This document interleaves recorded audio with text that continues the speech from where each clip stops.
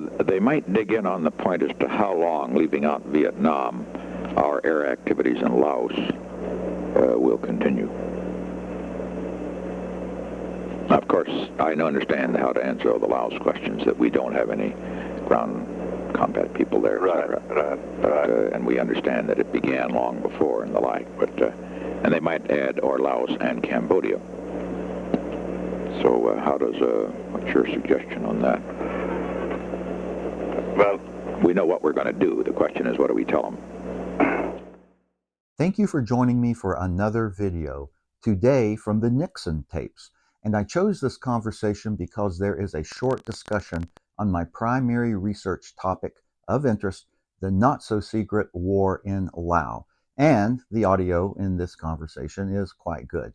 I have traveled to Laos over 25 times researching the war, and my master's, thesis, and PhD dissertation from Chulalongkorn University revolve around the war. I turned those research papers into books which are available for free download, as well as all my published journal articles at my academia.edu page. The link is in the description. My favorite Laos video remains one of the least watched, the journey where Chris Corbett and I found Earthquake McGoon's crash site. American James B. McGovern, aka Earthquake McGoon, was a legendary World War II pilot and later an aviator with the Central Intelligence Agency's airline Civil Air Transport, or CAT, and was shot over Dien Bien Phu, Vietnam, supplying the beleaguered French on the last air resupply mission to the fort.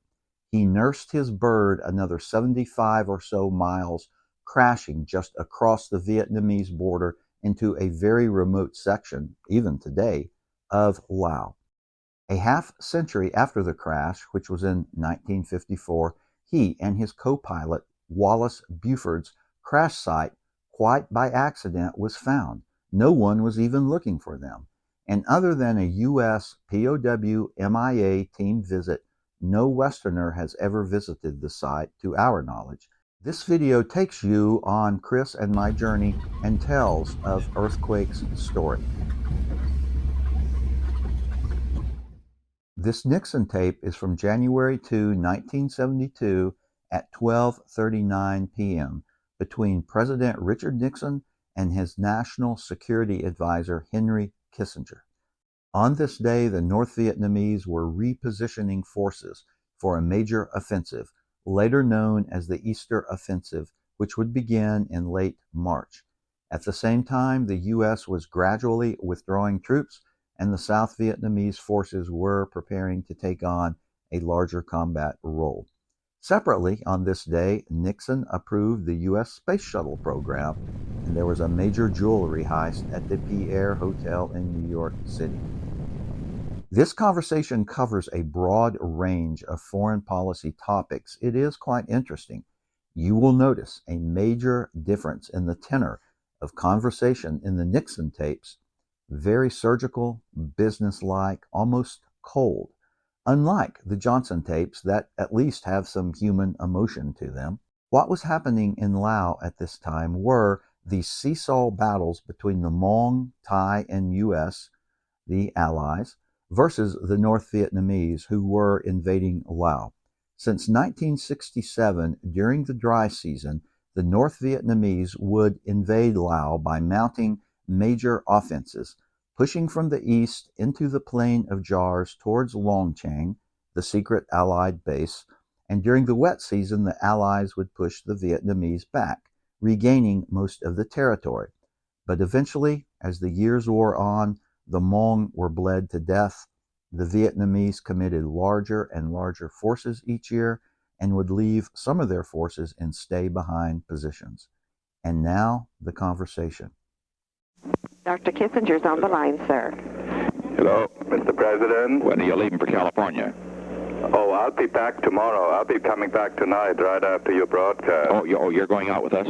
I'll come out. I'm spending the day in Washington tomorrow. Oh, I see. Very full schedule. Oh, I see. Mm-hmm. I thought you were going to go out there so that you could be out there tomorrow. Well, then I'm not going till 5:30. Well, so you can, yeah, that's. can go out with us if I you want to have a meeting on the Laos situation and just get everything gone over. We're having Smith in tomorrow, right? That's right, Mr. President. Fine. And I have a talking paper for you. And I could come in for a few minutes before. And I think he should be kept on a tight leash until Dobrinin gets back. Right. But we can give him a few things that will keep him busy for 2 weeks. Yeah. He'll be going to Vienna? He'll be going to Vienna. I mean, if there's one technical point. We had stated the limits on submarine missiles in terms of numbers of submarines, and he would like to do it in terms of the total number of missiles, regardless of how many each submarine carries. And that's actually a rather good proposal. In other words, rather than say the limit is 41 submarines, we would say 600 missiles or whatever the figure is. Right. And if he can make that concession, and also he should say that the treaty, that the ABM thing should be a treaty and the other an executive agreement, those would be two things that would keep him busy. Right. Good. Okay, on this stuff that I'm preparing, there's nothing particularly. A couple of points that came to mind as I was reading here today was they might dig in on the point as to how long, leaving out Vietnam, our air activities in Laos will continue. Of course, I understand how to answer all the Laos questions, that we don't have any ground combat people there, right. And we understand that it began long before and the like, but and they might add or Laos and Cambodia. So what's your suggestion on that?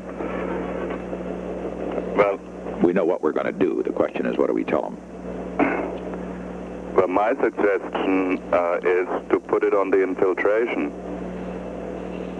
Yeah, but after we're gone, assuming we have, assuming that we have, you see there, the separation of South Vietnam from the rest. Infiltration we justify on the basis of the threats to Americans and so forth.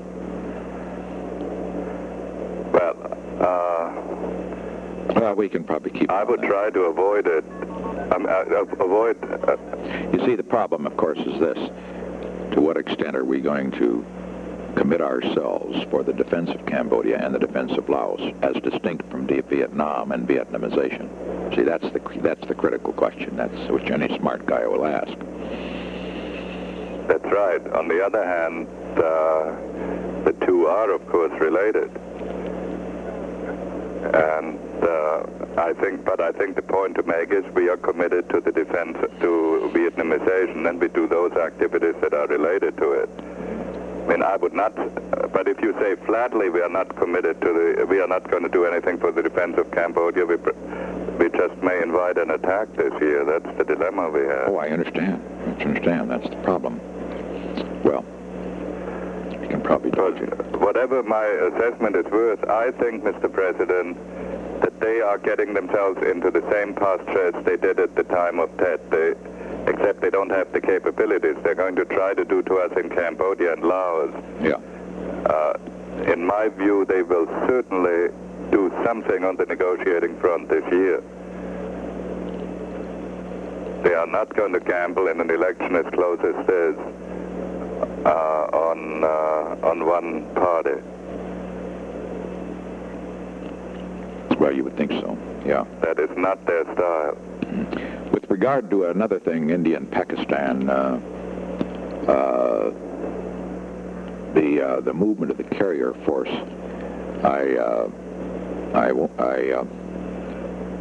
how much do we want to leave the thought that was being moved for other contingencies than evacuation? I would say this was because the situation was deteriorating so rapidly that we just didn't know what contingencies involving American lives might be involved. Leave it on the... I would leave it on that, Mr. On the President. Evacuation thing. Right. Yeah, well, the talking people here... On India, Pakistan, John Freeman, I don't know whether I told you, who was ambassador in India for 4 years, told Henry Brandon that in his view India moved towards Russia deliberately in '67. That in his view we were absolutely right, that we didn't do anything to drive them over. Actually, when you read that speech of Mrs. Gandhi, that's fairly plaintive. That isn't all that aggressive. Yeah. And the question I always ask people is, what is it that the Indians are going to do now that they didn't do before? Yeah. I mean, when they say we've been squeezed out of the subcontinent, how?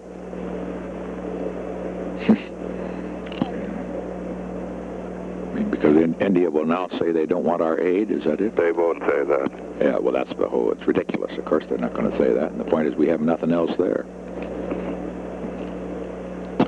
Yeah. And I think the answer one should give is that India is a proud and great country, and it will pursue an independent policy based on its own self-interest. Oh, well, the India-Pakistan things don't worry me. I'm not going to... No, our people don't give a goddamn about it. So I think that's right. we're not going to... Just going to finesse them very easily. Very easily. In regard to the amnesty question for Vietnam, for deserters, it occurs to me that that we might approach that in terms of as you know, I'm flatly positioned that we do nothing now, but I think we have to position it in terms that we do nothing until our involvement in Vietnam is completed and the prisoners of war are returned. And then, of course, we can consider those matters on their merits. Isn't that the way to handle it? That's right. I think perhaps one could put it on the basis of saying then will come in any event a time in which we have to look at the whole situation of what the war meant to us and so forth. But not until it's over. No, I don't see how we can, Mr. Absolutely not. Absolutely not. Somebody told me that Taft was going to put in some amnesty resolution this year, but it won't get off of first base, in my opinion. Not with these, not with POWs over there. Boy, that would be a tragedy. I think that's right. Okay, all right. What else is new? Anything that you see in the... Everything. I've checked the Situation Room this morning. Everything is quiet. There's some shelling in the Long Tien area, but that's not worse. Well, we can't live and die about Laos every week, Henry. We've done this for 3 years, 6 years. No, and you know what I mean? I've been reading this and Long Tien and the Plaine de Chars and so forth, and everybody mopes about it. But we do the best we can, and that's all we do. And that's what we're doing now. Exactly. Well, and I think if you are asked about the defeat in northern Laos, I think that's the answer to give, is to say, let's take this in perspective. This has been going back and forth across the Plaine de Chars with stories of defeats every January and stories of victory every July. A great deal of it is dictated by the weather. Yeah, that's right. I'm not concerned about that. Okay, fine. Thank you. Right, Mr. President.